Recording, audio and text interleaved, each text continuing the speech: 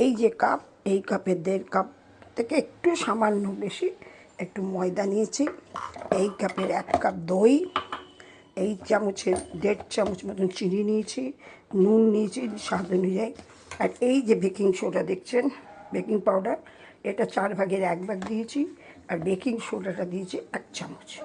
এই হয়েছে উপকরণ। এই নান পুরি করার জন্য আমি যে যে উপকরণ নিয়েছি সেটা একটু মুখে বলে দিচ্ছি, কারণ দেখানো হয়নি। প্রথমে আমি দই নিয়েছি 1 কাপ মতন, দই নিয়ে এবং 1.5 কাপের একটু বেশি ময়দা নিয়েছি, এবং নুন নিয়েছি, একটু নিয়েছি বেকিং পাউডার, বেকিং সোডা, আর 2 চামচ চিনি দেবো এর মধ্যে। চিনি দিয়ে এটাকে মেখে রেখে 1 ঘন্টা মেখে রাখলে, তারপরে 1 ঘন্টা মেখে রাখার পরে 1 থেকে 1.5 ঘন্টা মেখে রাখতে হবে ভালো করে, অল্প তেল দিয়ে, এবং টাইট মেখে রাখতে হবে, কেন যেহেতু এটা বেকিং পাউডার বেকিং সোডা আছে, এটা আস্তে আস্তে ফুলে উঠবে।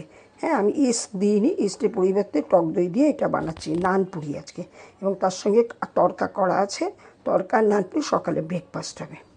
নতুন বেলে মোটা মোটা করে, এইরকম মোটা মোটা করে বেলে নিচে নরম তুলতুল, এই যে খেয়ে দেখুন নরম তুলতুলে নান রুটি হয়েছে। এটা আজকে তড়কা দিয়ে আর ডিমের অমলেট দিয়ে লঙ্কা পেঁয়াজ দিয়ে আমি খাচ্ছি, আজকে দুপুর সকালের মেনু।